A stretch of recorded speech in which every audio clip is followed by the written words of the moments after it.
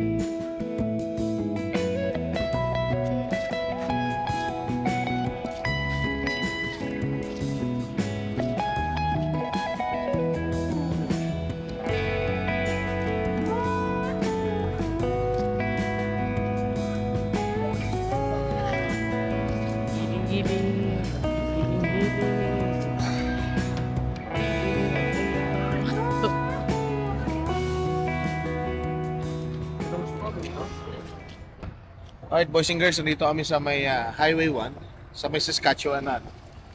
Nandito kami sa BVD, truck stop. May mga shower dito, may laundry. Marami mga truck drivers dito na nag-stop over, papahinga, tutulog. Tapos yun nga, yan, tulad yan, nakita ko may laundry area sila. Tapos yung nag-washroom ako kanina, may mga nagsha-shower. So, yan. Ang oras ngayon ay nasa 9 PM siguro. Hindi, maaga pa mga. Or mga 8:30 siguro. Pero yung ulap na sasalubong sa amin ay ganun. So, Pag umulan mag-hotel na. Tingnan namin, oo. Pag medyo malakas yung ulan, mag-hotel na lang kami.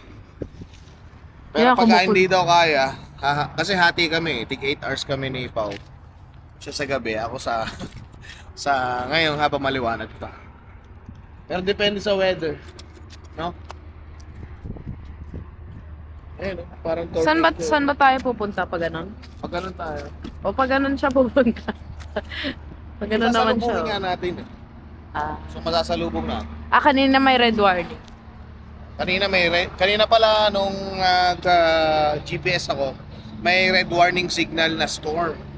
Dito sa Highway 1, nag-alert si GPS. Pero sa ngayon, wala pa naman kami na-experience na ulan. Pero yung ulap, grabe. Madilim na Ang laki. madilim. Ang laki ng ulap.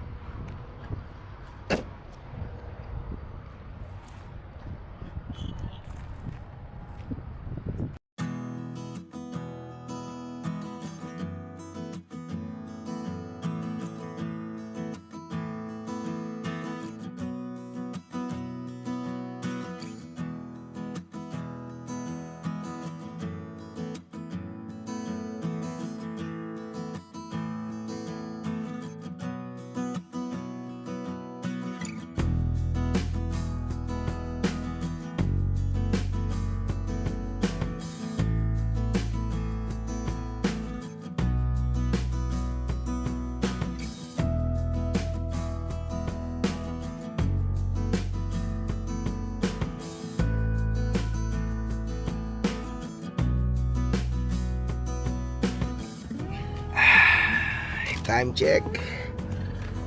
7:08. Ay, thank you Lord. Thanks pao. Yung susi nung mamaya-maya mapatayin. Ay. Ito namin boys and girls. Sa likod ka na daan pa. Ay sa, ikaw na magsusi sa loob. Sa harap yan eh. Sa harap po ito. Ah. Ayan, we're back. Boys and girls, maraming salamat. At pasensya na, puro mutat. Dito na tatapos ang aming family road trip. Please don't forget to like, share, and subscribe sa Landeboy channel natin. Ingat kayo lagi. Bye. God bless. Eto na, boys and girls, ang naiwan. Kumapal na ulit siya, no? Halos isang linggo lang yung pagitan. And ang kapal kagad ng ating grass. Kaya ngayon, magmamaw tayo. Hindi na ako nakapag-vlog, no? After nung pagdating namin nung nag-unload. Pagod na pagod. Pagod na pagod sa pagtulog. So ngayon, after natin pumasok, saan natin titirahin to? Para siguro mga isang linggo ulit or dalawa. Pero hindi aabot ng 2 linggo, tutubo na naman na makapal to eh. Kaya tara, samahan nyo ako mag-mowing.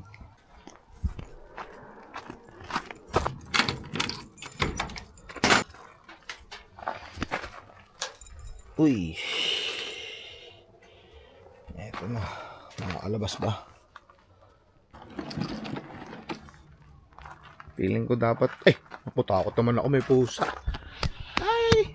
May pusa. Kapitbahay. Paano ka nakapasok dyan? Ha? Come out, come out. Ayan. So... Ayan, sasabihin ko dapat paayusin na natin. Nagpulat ako, nakalak. Tapos may pusa siya. Paano ka nakapasok? Siya ka nakadaan.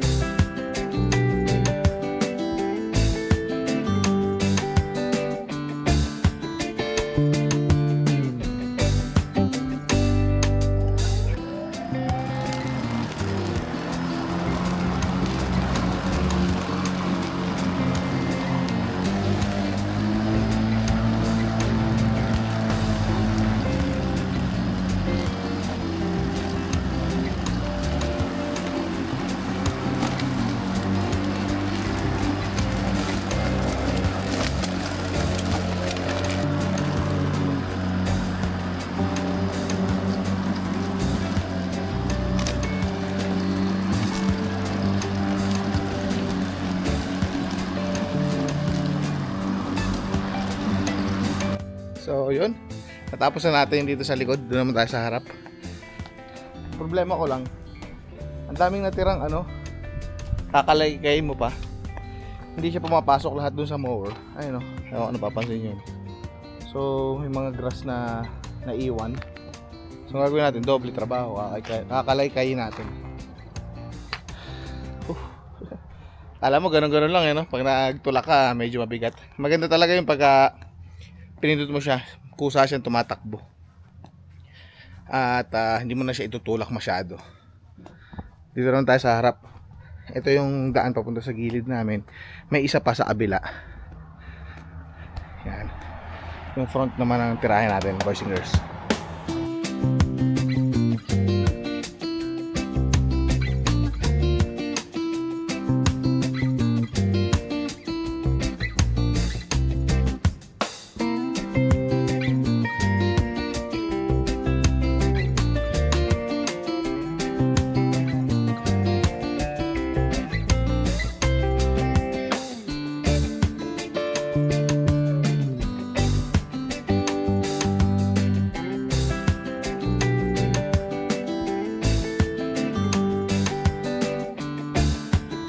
Woo!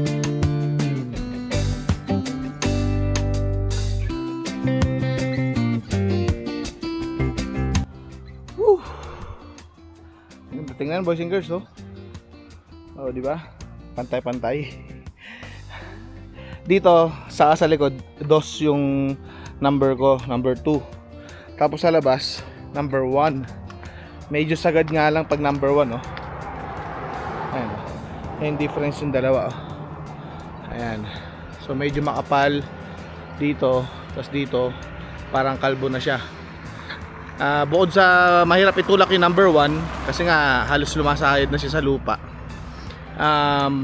Parang sobrang sagad yung gupit niya kaysa dun sa number 2. Ito yung number 2. Same thing din dito. Ayan, oh. Kita yung diferensya. Ayan. O diba, nauna ako magmudo sa kapitbahay ko. Usually siya yung nauuna eh. Ayan. Balik na natin itong mower. Kanina talaga nagulat ako doon sa pusa, no? Hindi ko inaasahan na may pusa sa loob ng shed. Sa kapitbahay kasi nakita ko lumabas siya nung nagsisimula na tayo tumakbo siya, no? Pero yun nga, buti mabait yung pusa, hindi nangangalmot or yung matapang. Ayan. Grahe lang natin dito. Tapos siguro sa isang araw, lagi ko lang sinasabi to, no? Ayusin natin to pag may pagkakataon. Pero ngayon nakita ko, since ang dami namin bit-bit na mga water bottles, ayun, no, nasa taas. Ipapalit natin yun ngayon sa Battle Depot para na mabawi natin yung panggas natin. Sabihin ko na rin pala sa inyo kung magkano yung inabot nung total biyahe namin papuntang Manitoba, balikan. Ito, 3.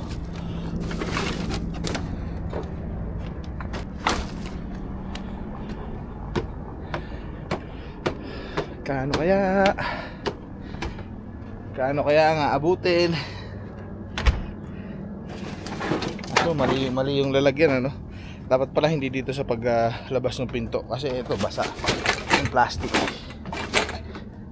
Ayan, tumutulo siya, oh. Kasi sasakay sa sasakyan, patay. Siguro mga nasa $15 yan. Ang ganyan. Tara, tingnan natin. Tumutulo. So ang ginawa ko, naglagay ako ng plastic. Total, malapit lang naman tayo, buti na lang. So ayan, marami rin nagpapapalit ng bote. Yun lang, sana wag mag-leak yung ano natin, yung plastic. At ito naman yung mga total na nagastos namin, no, boys and girls, nung bumiyahe kami sa Manitoba. Nakwenta ko na to, pinicturean ko lahat ng resibo namin sa gasoline station, nung kumain kami, nung nag-tunnel kami, kung ano-ano pa, yung mga ref magnet na binili namin. Hindi po namin lahat yung resibo, pati yung mga parking, yun pa, yung mga parking doon. So ang biyahe po namin ay total ng Sunday, Monday, Tuesday, Wednesday, Thursday, Friday. 6 na araw po yun, 6 na araw. And doon sa 6 na araw na yun, mostly driving kami gamit yung Honda Pilot. Ang total gas po namin, umalis ako, nagpa-full tank ako. Abante lang ako. Umalis ako, nagpa-full tank ako ng sasakyan. At pagbalik ko, finultang ko ulit. Kaya alam ko kung magkano yung total na gasolina. Kasi umalis ako ng full tank, pagbalik ko, pinultang ko ulit siya. So kung magkano yung total na yon, ang lahat po ay, grabe, nagulat ako, no, $601.93. Yan po yung total na gasolina ng Honda Pilot. Ang sakit. Kasi pag magpapagas ka, $30, $40 kada stop. Siguro ang pinakamahal ko ay yung $80, which is yung unang-unang gas ko. $80, $70. Pinakamura ko ay $30. May mga $67, $59, $47. Pag inad mo lahat yon, boys and girls, nasa 601.93. Yan po yung total na gasolina. From Alberta going to Winnipeg. Tapos, syempre, mga side trip pa po. Andiyan po yun. Okay, next naman. Yung mga hotel po. 2 beses po kami nag-hotel. Which is yung sa Moose Jaw, yung sa Best Western at sa Travel Lodge. Ay, 3 beses pala. At saka yung sa may Wisers, no? Bali, ang total po nun sa Best Western ay 188 overnight. Sa Travel Lodge, 193. Ulitin ko, yung Best Western 188.69. Sa Travel Lodge po ay 193.29. Sa Wisers po ay dun sa Best Western tsaka sa Travel Lodge, overnight lang po kami dun. At ito pong Wisers ay 3 nights kami. Bali 3 nights kami dito. Ang total po ng 3 nights sa Wisers o yung hotel po dun sa Pilot Mount ay 392. Ayan po lahat-lahat yung mga hotel po namin. So pag inad mo siya ay papatak din na 700, no? 700 mahigit ang hotel po. Sa hotel pa lang yun, imagine, no?